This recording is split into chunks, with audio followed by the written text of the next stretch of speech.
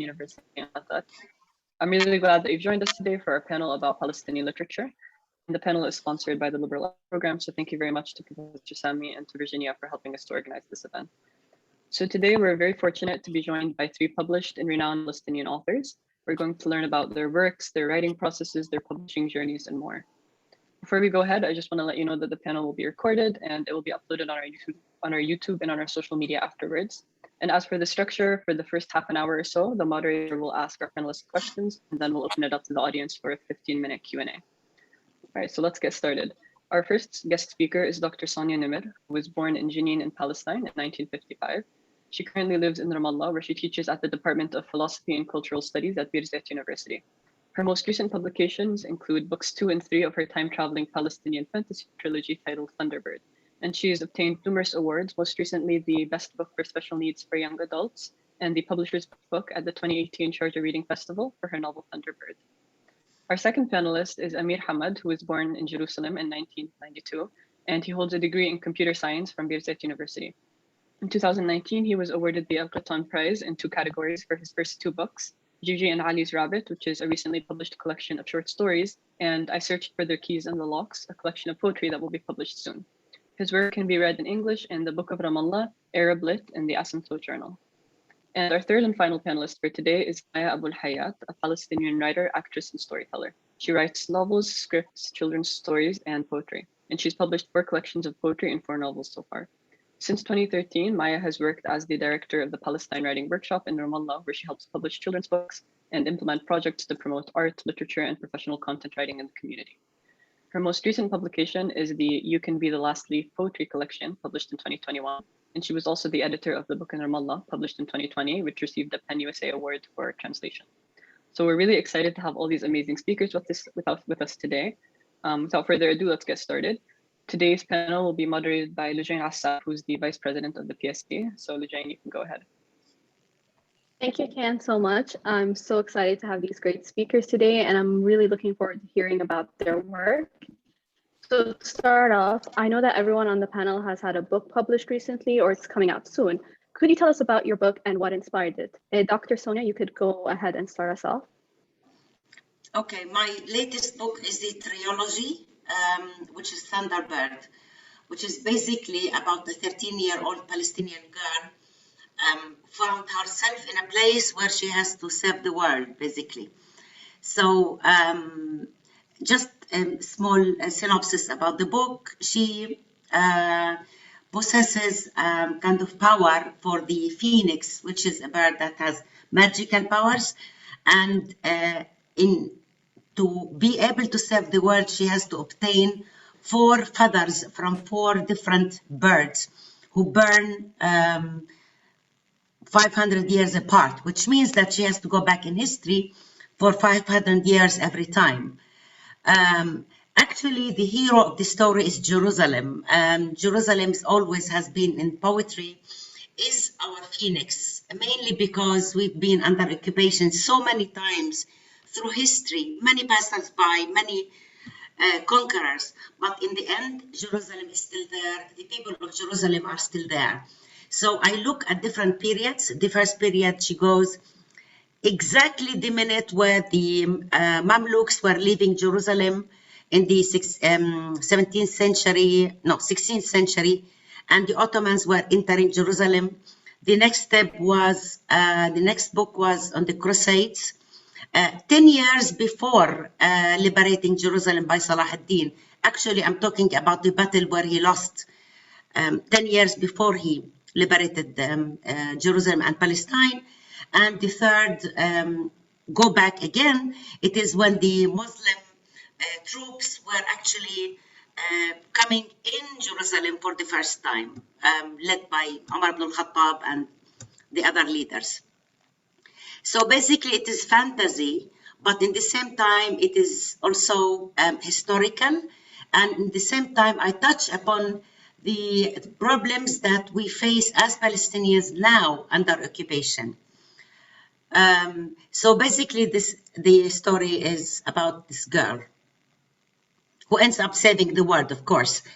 Somehow I feel that there is always in young adults literature, there is always a white male who saves the day. So this time I decided that she's not white and she's not male and she's young Palestinian girl. So this is short about the latest book. Do you want me to talk more? If you have anything to add, that's you can. If you don't have, then that's also fine. No, I thought you were about to ask a question. Oh, no, no. Okay. Okay. So this book is at the moment being translated into English, and it's coming out in 2022 in March by Texas University Press.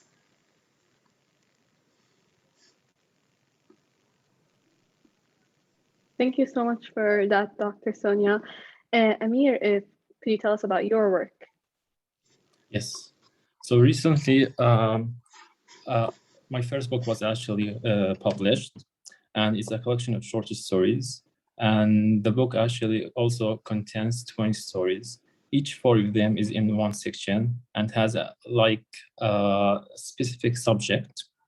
So let's say the first section of the book is about childhood, exclusively about childhood. The second one is about houses. The other one is about Palestine. It's called, and each of the sections has also a title. So the one about Palestine has the title "Whenever I Pass a Checkpoint," for example. But also the main theme and the main idea about the book is childhood, because childhood is there. Sometimes in each story there is childhood, maybe in the background, maybe it's not in a direct way, but childhood is the main inspiration of this book. And the book, as you said, it won the Al-Qatan Prize in short stories. And also it has the short stories that I wrote since I started writing short stories in 2015 to the stories that I wrote in 2019. And of course, the stories has been, it was edited many times, and also it was joined together in a way that it can strong each other. So how I actually chose each story, how I started, and what will be the first one, what will be the next one. All of that was important also to, in order to make the book a whole structure together, even its short stories. And also, as you said, I will have another also a collection of poems. And I used to be a poet before I used to be short story writers. And also the poetry collection has also similar structure. And I think both of them also has a relationship together. And the first one, as I said, it was published recently by Dar Al-Ahliya in Jordan. And the second one will be also by the same publisher. And this is, in general, my 2 books, my 2 recent books, and my 2 also first books. Thank you, Amir. Maya, would you like to go next? Hi, everybody. Thank you for this event. Actually, I work in different fields. So in poetry, I recently has published a new book called The Book of Fear, which is also a part of the collection, which will be soon published in English. You Can Be the Last Leaf by Milkweed. The Book of Fear is full of like facing and acting and relating and fighting with fears. It's a collection I have been writing in it like maybe 7 or 6 years. I also have been editing the Book of Ramallah, which is already published by Comma Press. It's an anthology of 10 stories that featuring Ramallah in old and present, with like 10 writers, known writers, and also like young writers from Palestine. What else? That's it. Thank you so much. So our next question is, why do you think it's important for Palestinian culture and history to be depicted in fiction and poetry and not just nonfiction? Dr. Sonia. I don't. Is there a disconnection or what? Can you Sorry. repeat the question, please? Yes, of course. Why do you think it's important for Palestinian culture and history to be depicted in fiction and poetry and not just nonfiction? Well, Palestinian culture has to be depicted everywhere, actually, because at the moment we have been facing a vicious occupation that's not only stealing only our land, but it's also stealing our culture and our folk tales and our folklore. So it is important for many, many reasons, not only because we want to keep our history as museum pieces, but because our history is still alive. We are still here. So we are still producing history. We are still making history. But in the same time, having young adults and children reading the books, also you are giving them a message. You are telling them, look, you can make a difference. You can make a difference, and you cannot lose hope, and you need to be empowered. And the hope is by depicting history in these books, poetry, children books, young adults books, is also to give them empowerment and to let them know that we are not victims, we are freedom fighters, more or less. So history is not only to be written as something you have to learn, it is something you have to do. And that's why I believe that it is very important. Culture is something going on. Again, I hate it when Palestinians are being portrayed as victims or has-beens. And we look at the embroidery and we look at the folk tales and we look at folk songs as if they are museum pieces.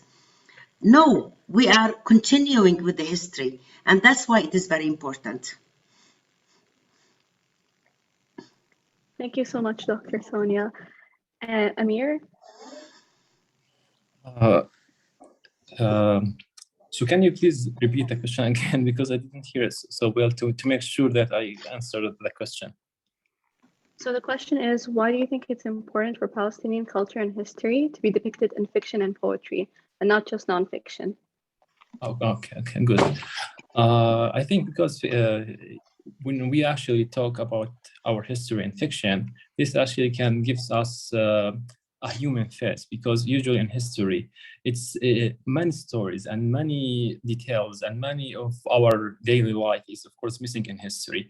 And usually we are dealt in history as numbers, as accidents, not as a human being. So we can, through fiction, create an image of us in our mirror, and we can show it to other people, and we can communicate more in beautiful way, and also in a way that can touch the hearts of the readers, and we can also everything is missing in history, we can put it in our fiction, and we can also have in this image that we create in the mirror of fiction, we can have also examples for us. We can have like characters to follow. We can create our own voice, and this will help us not only communicate with others, but with even with us, with ourselves. So of course, fiction is very important in order to what is missing by history and by the historian. It can be easily come into fiction in a way that, of course, can what is ignored can be present.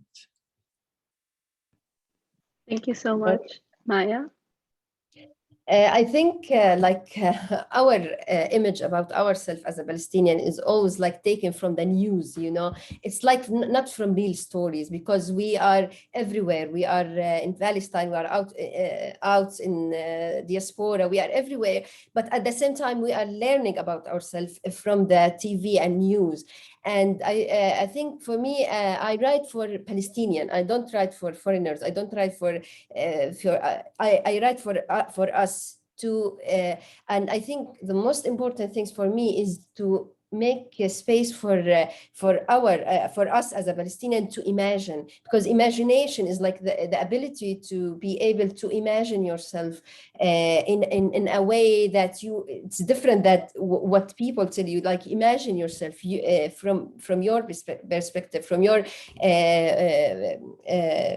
like what you have and what you can be. I think this is very important for people like us.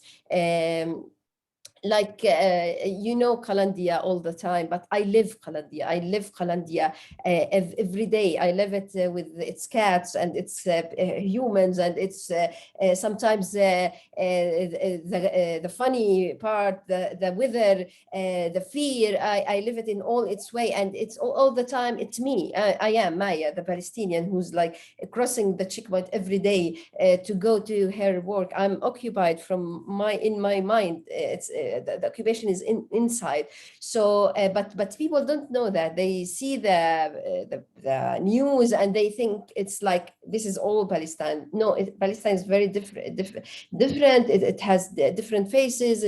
You have the old, you have the fighters, you have the animals, you have the trees, you have the walls, you have everything, and it's all Palestine. You are the victim, you are the hero, you are the bad people. We have the good, you have everything, and this is what literature can make you human, not like stereotype you in a way that that make you in a box. And this is Palestinian, this is you, and you will believe it actually later.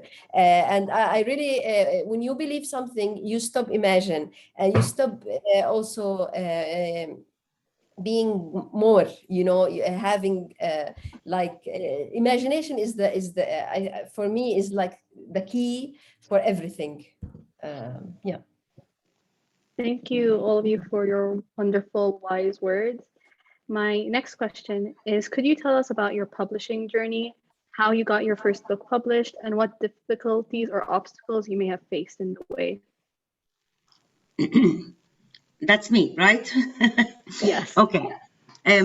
My first 3 children stories, actually, they were based on Palestinian folk tales. But I rewrote them to be able to, you know, to make them suitable for children, because not all folk tales are suitable for children.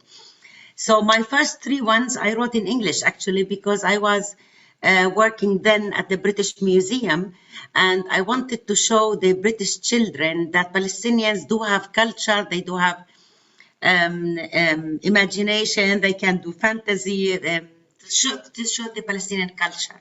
But that was back in the 80s, which means that by then in Britain, Palestinians were still the villain, the bad people. So I was turned down by every single publishing house in England. All of them turned me down.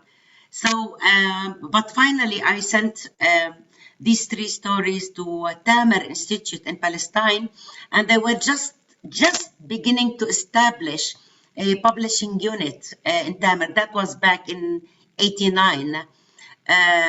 So my 3 books were the first ones to be published by Tamer. In the beginning, the illustration was very bad. The printing was very bad. The cover was very bad, because it was the first experience. And the 3 books were thin, tiny little paper thing, which weren't very attractive. But then my books Tamer, Palestinian community, everything were developing slowly.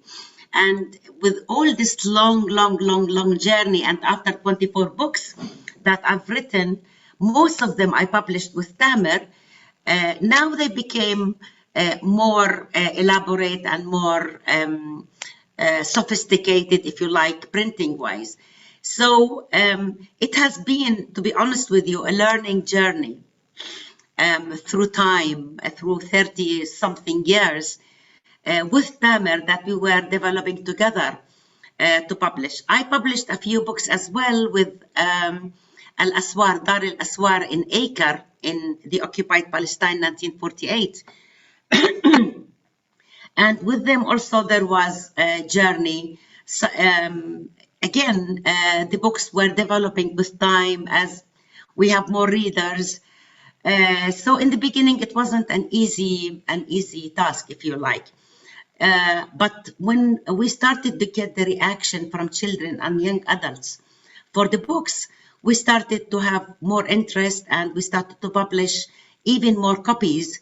And little by little, Palestinian children writers started to become known outside. And you know what the irony is? That after all this journey, I have been asked by publishers in Britain to write a children's book. And it was published by Francis Lincoln. So it means that publishing Palestinian history, publishing and writers also develop, you know. And now in Britain, they look us in a different way than back in the 80s, for example. So it has been a journey, to be honest with you. Pompous, difficult, but it's done. Thank you so much for sharing your experience, Dr. Sonia. Amir, you can go next. Yeah, so my first book, actually, I didn't have so many problems with it because in publishing it, because it was published with the full support of Al-Qattan Foundation with the published house in Jordan. And of course, you will have some problems with communicating with them, things you don't like in the cover, in the font, all of that. But right now, I can tell you about my fresh experience right now, which I'm in the middle of it. And right now, I'm facing problems with marketing. I'm trying to make my to tell people about my book and make it knowable to people. And you think, actually, as a writer, when you write, you think that your job is only to write and that's it. And then you discover that you need to do more things than writing. And the writing is actually the more beautiful phase of the whole writing. And right now I'm trying actually to you know, as I said, to market, to promote the book. And honestly, usually the publishers don't care a lot about short stories or poetry because it's not something that they can sell easily in the market. Usually they want novels and all of that. And also, when you are a new writer and people don't know you, of course you will struggle in that. So right now I'm almost alone in this marketing process. But I talked with my friends, I talked with some editors I know, with a friend of mine who is a director, so we can make like a short movie about it, a short film that can make the book reach to more people. And also I talked with some institutions in Palestine. And right now, because I'm from Jerusalem, I talked to a place called Yabuz in order to launch the book in Jerusalem. And it was very important to me, actually, the launching to be in Jerusalem, not, for example, in Ramallah first. The first thing is because it's more, you know, it has this symbolic thing. And of course, Jerusalem is struggling. So it will be something, I think, nice to me to have the book there, and then we can hopefully go to other cities. But of course, before that, you need to make people know you and know your name, so you can. So if you go to the launching, you won't be alone there with your family and mom and father. Yeah, true. Yeah. Thank you for sharing That's your it. experience, Amir. Maya, would you like to go next? Actually, I published my first book like very, very, very early. I was like 22 years old, and I was just graduated from. It was a riwayah. It was a novel called Habbat Sukkar. And my father was totally against me being a writer. He was like refusing even to think or the idea that I'm a writer or I'm writing. So the first time I published it was published. It was like announced in the newspaper, and my father called me and he says, "Who's this Maya who has published a novel?" I told him I don't know her. They publish it alone. I don't know them. They just took the story. I have no idea about it. So yeah, my first book was published in this way. It was the second Intifada, and I remember when I had the draft of the novel, and I was going to take it from Nablus to Ramallah. And at the middle of the way, we were in the like transportation, public transportation, and the soldiers stopped us in the middle of the road, and they took me, and I was like, they took me and they put me on, like they arrested me, and I was having this draft. And I was like saying, "Oh my God, this is happening! This is happening because I am going to publish my novel and I will be very famous." And so I give the novel to the man who was next to me. I give him the number. I gave him the number of the Murad al-Sudani. He was the manager of poetry house at that time. And I told him to go and give him the manuscript, and it was hilarious because then I was out of jail, but at that time I was like, "Oh my God, that is happening! I will go to jail, and my novel will be published while I'm there." But then actually, everybody else in Arab country, I was like from publishing house to another. I published with Dar al-Adab, which is very well-known publisher, and I published with Al Mutawassit. I have 4 novels and 4 poetry collections, which is actually all of them I've been in hell with with publisher, except Dar al-Adab at least. That Adab is the best, like, because at least they have contracts and you sign contract and it's real. But with other publish house is like very, very like bad experience for me. Actually, one of my experience was to publish with also children books, and that led me to try to publish my books and other books, because we had this very bad experience with publishers, and we are trying to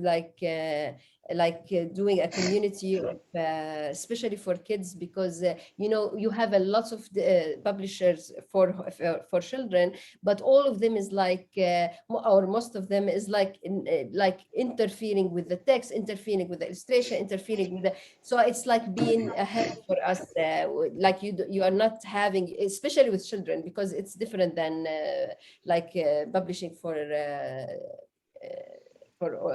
older. Yeah, now in Palestine Writing Workshop, we are we managed to publish 15 books for children, and trying to see if that will happen or not, if we can establish something that is at least for us to make it like beautiful books in printing and in literature itself also, not just for showing, and it's also to have a book that is giving something for children. Thank you so much for sharing your experience, Maya. So my next question focuses more on after publication, which is specifically, did you face any backlash or negative reviews because of the topics you covered, or the fact that you were telling Palestinian stories? And if yes, how did you deal with that? Dr. Sonia, you can start us off. Okay, I published a book with a English writer called Elizabeth Laird. The book was in English, it was published in England, and it is about the Israeli incursion of Ramallah in 2003. So the book is about the Israeli incursion. It is in English, published in England. It's called A Little Piece of Ground, which talks about about a boy who was trapped actually under a car for 3 days during the Israeli incursion, and describing the situation during that period of time. That was hell broke. I mean, in England, we had very reviews from the Zionist lobby, and they were campaigning for not publishing the book because we are not talking about the Israeli point of view. In Canada, one of the bookshops refused to sell the book. Publishers refused to republish the book. So it was a very bad publicity. In occupied Palestine, the Haaretz, which is an Israeli newspaper, leashed a campaign against the book, and with my picture on it being the terrorist, etc., etc. So that was one of the biggest campaign actually against one book talking about one child being trapped under a car during all this military, humongous, army, tanks, etc.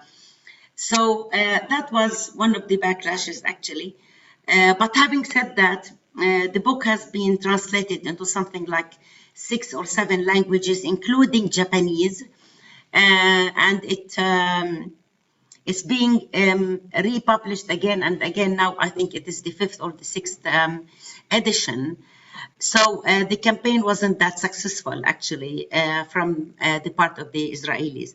But my other books, in general, no, they were received very well. I'm still hearing reactions about my first novel, which is Wondrous Journeys in Strange Lands, which is another fantasy about a woman from the 16th century, actually, who travels on her own and becomes a pirate.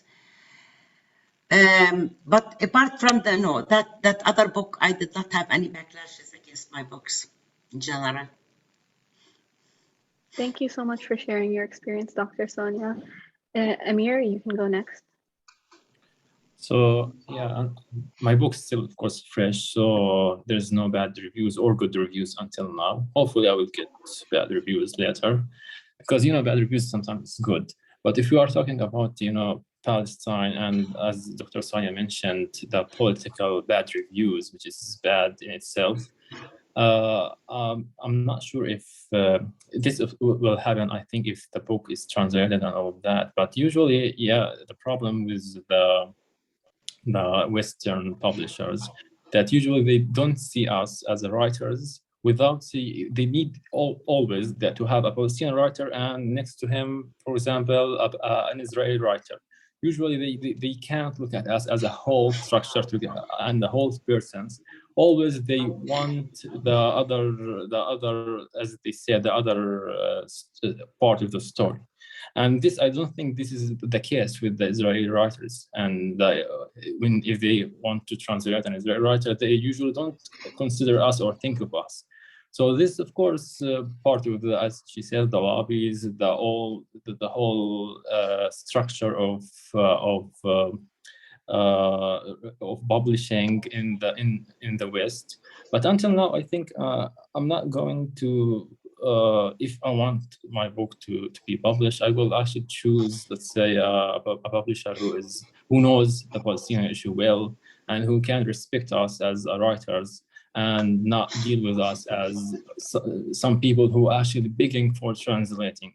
I'm not going to beg for that. And if there's a respectful publisher who knows about Palestinian issue and he knows about our struggle and our right to express ourselves, and to be in the picture alone, not with Israeli writers and not with their part of the story, then of course I will be happy to that my book or any part of my stories to be translated into any language that can respect our struggle, our land, and our, of course, language and culture. Thank you, Amir. Maya? Actually, I'm very critical. I always have bad reviews from Palestinian. Like for one of my novels, like Nobody Knows His Blood Type. I had a big fight, like big fight with my family also. I'm very critical. I don't know why. I hate fighting, but when I write, I always like make fighting with others. But it's like because the truth is very hurtful actually sometimes. And when you want to talk anti-heroes, like when we want to present anybody as a human being, you will write about everything. You will see. You can't like make him very shiny. You know, fiction and novels in general. It's like it's to be able to write the things that you can't talk about. It's that kind of writing that make you face yourself or face your fear or face your doubt or face everything. And this actually can hurt people, especially when they know you or they are in your atmosphere. And I always say that in small countries, like gossips is okay, but critic is not okay. Because everybody knows everybody, and it's so hard to write. It's so hard to be a writer in a small country, and especially if you are a country like Palestine, which is like you are always like everybody want to make it shine or to it because it's because it is it. And when you talk about people, it's not you want to victimize them or make them hero. It's like you want to say the truth, and this is not easy for until now. You the murderers or you just when anyone die, you just see the good things about them. But the thing is that they are everything. They are human beings. They are good and bad. They are they have dreams. They have doubts. They have fear. They have everything. But when he's dying, for example, you just see the good things. You want to make him like an icon, and this is true, and this is fine, and this is but at the same time, this is not literature. Like literature, giving everything. They give you everything because you want to make people human, not heroes or angels or something. They are human, yeah. So it's for me. I think I always like write a novel and then shut down and go escape and not want anybody to read it, yani. Thank you, Maya. And thank you to the panelists for answering all my questions. Really insightful and important words that I'm going to take forever with me. And now we're going to open up to the Q&A session. So if the audience has any questions they'd like to ask the panelists, you can type it in the chat or you can raise your hand and we'll unmute you so you can speak.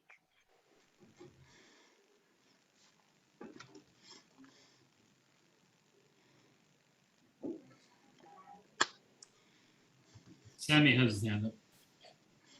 Yeah, Professor Sami, you can speak. Hello, thank you all for this wonderful panel and great responses to these questions. It's really, as someone who's trying to write myself, it's just really useful to hear these things. And also I'm the director of the liberal arts program. Just my name is Sonia Nimr, just to introduce myself. I what I wanted to ask all three of you, Maya alluded to this a little bit in her comments, I think especially at the beginning, was if you could talk a little bit about how your experiences shaped your writing. I know, for example, Sonia, Professor Sonia, you had, experiences with, with prison. So I'm curious in what are the different ways that your experience, not just, okay, you're a Palestinian, you're writing about Palestine. Okay, fine, we all know that, but how are the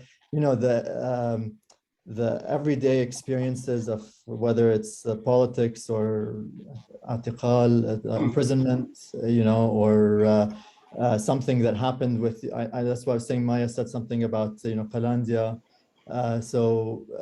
But, how do these go into shaping even the decision to write poetry versus fiction versus children's stories, right? Why children's stories, not, I don't know, adult stories?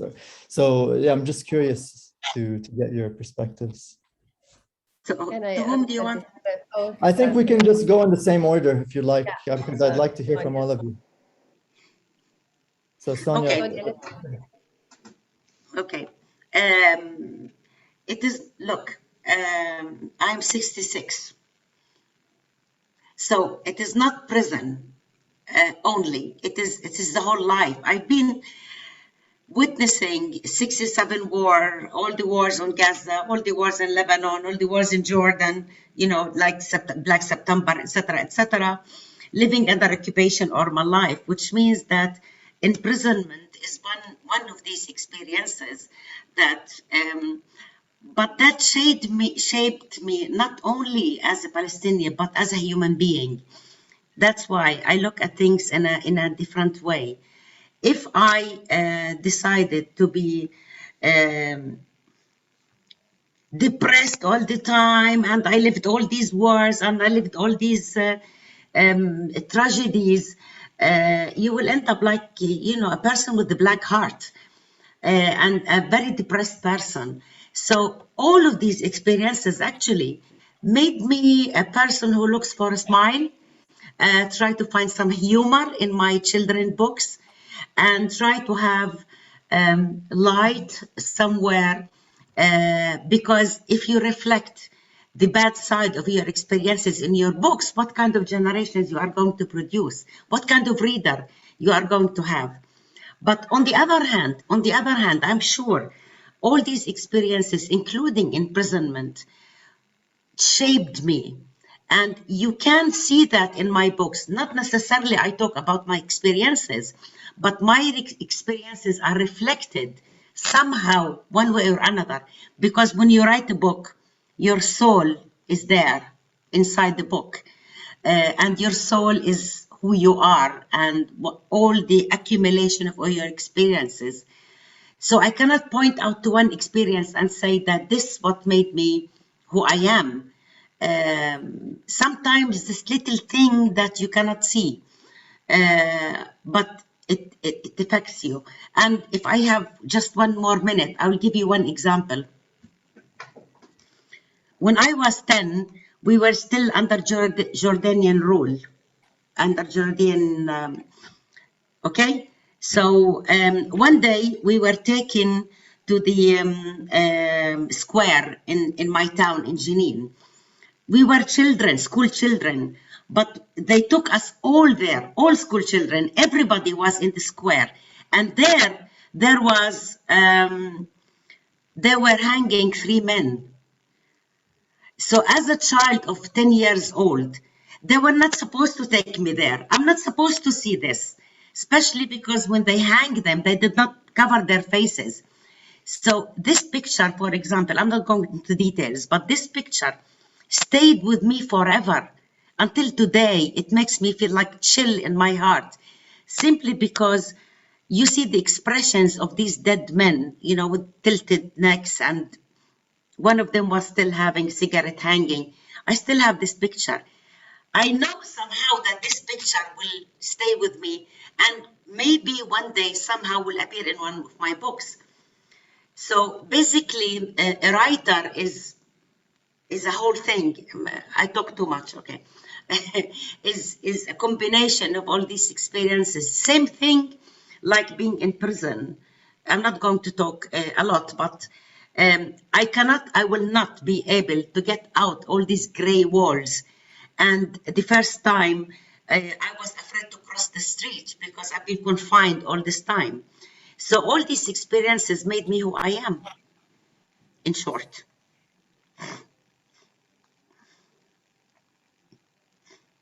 Thank you, Dr. Sonia. Amir, if you'd like to go next. Okay, yeah. So if I understand your question correctly, I'm going to talk about my experience and how it's reflected in my writing, I think. So I think, of course, our experience is very important in our writing. And we as Palestinians, of course, we experience many things and many political things. But of course, we can also write about other experiences, not only about our struggling under the occupation, which is something we live daily. And we are not only like a political animals, let's say. We are also, we love, we hate, we have the whole package of a human being. And I think you always can go back to your experience, and your experiences is very important, I think. And maybe your life as our lives in general, it's maybe the best writer in the world and also the worst writer in the world. And you need to be the editor of your own life. You need to know what to pick out of your experience and out of your life, and how to edit with imagination and with your fantasy, because people will be, of course, they want to hear your story, but they don't want to hear everything about your story. And they care more about literature, not about only telling them what happened to you today and all of that. And for example, if I want to talk about like a short example, I had you mentioned, I think, Khania and Ramallah and all of that. I studied in Birzeit University, and I used to pass the Khania checkpoint every day. So after that, this of course becomes part of you, and the feeling that you live every day, it becomes there inside you, and the feeling itself, it's waiting for words to be expressed. So then I thought, okay, this is the time to write about this experience. And when I wrote about it, actually, I used many things that didn't happen with me. I used sarcasm, and but I have, let's say, this like seed that which is my experience and the reality that I could actually grow a tree out of it. So I think, yeah, as I said, experiences is very important, and it's the land that we actually put our legs on in order to have our story in a good way and in a beautiful way, and transform it into literature, not only an article or a speech or a political speech. Thank you, Amir. Maya, you'd like to go next? I lived in 10 houses until now. I was born in Beirut. I then live in Tunis and Jordan, and then come back to Nablus, then to Ramallah, then to Jerusalem. And I think I didn't have like friends who's like growing up with me until now. I don't have memories or houses or like walls or a painting or any belongings that continue to with me all that time. And I think that make me feel boring very easily.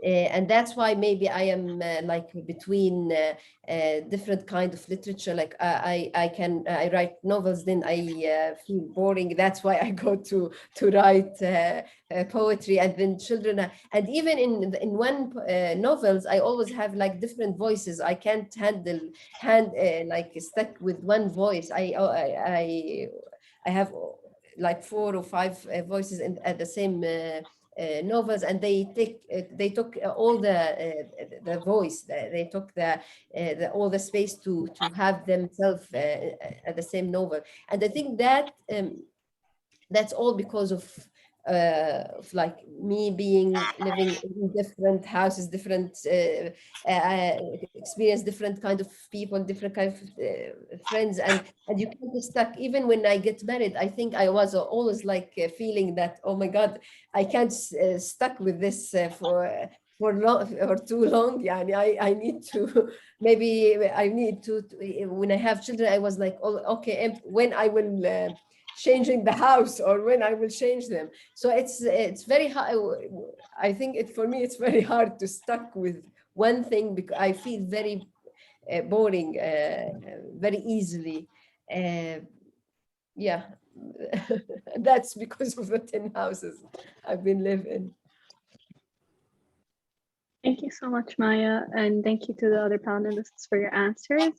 And we're almost out of time, but we'd love to take one more question from the audience if anyone wants to ask one last question. Yes, go ahead, Dean. Hi, thank you. This is great. I'm sorry I couldn't join you from the very beginning. I just wanted to follow up on Sami's question and the answer. So one of the things that has always struck me as interesting is, if you look at circles of criticism, when you look at Syrian literature and poetry, people identify a genre of incarceration literature or prison literature. I don't see the same kind of identification with Palestinian literature.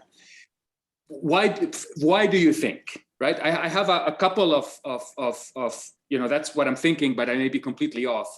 One of them is that in some ways, the entire Palestinian experience is one of incarceration. And so therefore, all Palestinian literary production goes in that direction.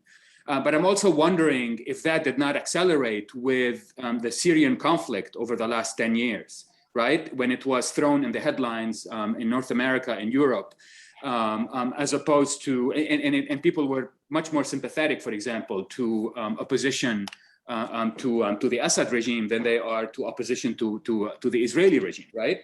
Do you have any sense of why that might be the case? And should we care about how these genres are classified and discussed? I think we have actually, like you can hear this term, but I have to admit also that it's not strong enough. The literature is not strong enough. It's most of it is like diaries more than not literature. In the opposite of the Syrian like literature about present, because it was like about the authority, and it's actually not news. It's very old, like it's from Abdurrahman Munif, and you have all this history of writing about present in Syria, especially in Syria actually. And I think all of us was we raised on this kind of novels when we were young.